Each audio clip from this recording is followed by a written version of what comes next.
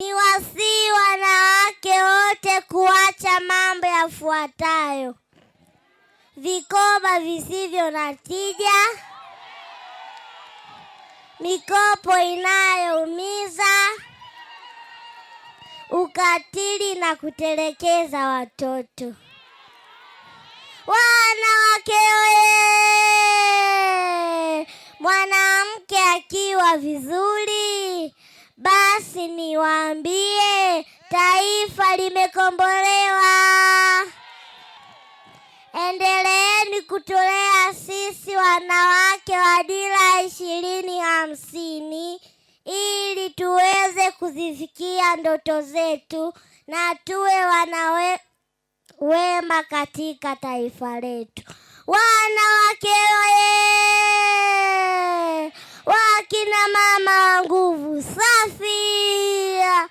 Ndugu mgeni rasmi Anthony Mtaka, mkuu wa mkoa wa Njombe, kama unavyosisitiza katika mikutano yako kuhusu malezi ya watoto, endelea kukemea malezi ya watoto maovu katika familia na kuokoa kizazi chetu. Wanawake oye!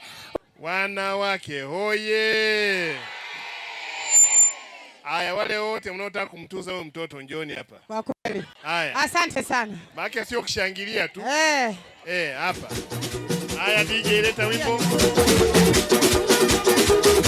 Wanawake hoye! Twende kazi. Twende kazi.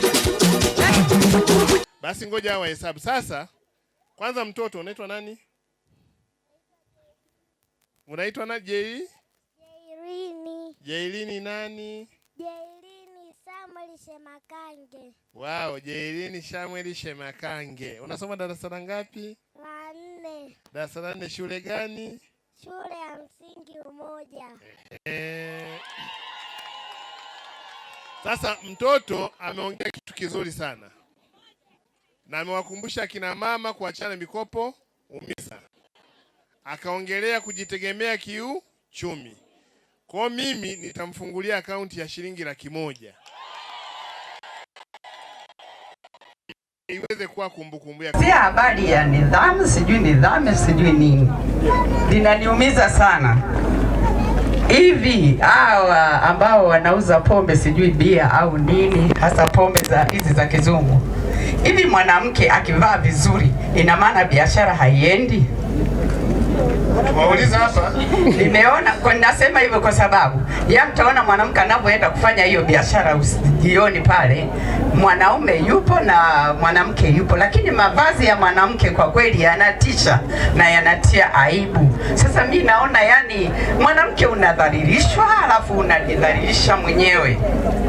Umeangalia hata kwa wenye muziki hao wanaofanya muziki, wanaopiga muziki, ukiangalia mwanamke ndiye anayedhalilishwa zaidi. Wanacheza mwanamke na mwanaume, lakini ukiangalia hali ya mwanamke kwa kweli inatisha. Sasa leo tunaadhimisha habari ya mwanamke. Mwanamke yupi ambaye anadhalilishwa kiasi hiki? Haya mambo anayoongea mama. Je, mnadhalilishwa au mnajidhalilisha? Sasa nini kifanyike? Maneno haya yakitoka kwenye sauti za kina mama na tukayazungumza kwa sauti kubwa, tutaokoa kizazi chetu cha watoto wa kike.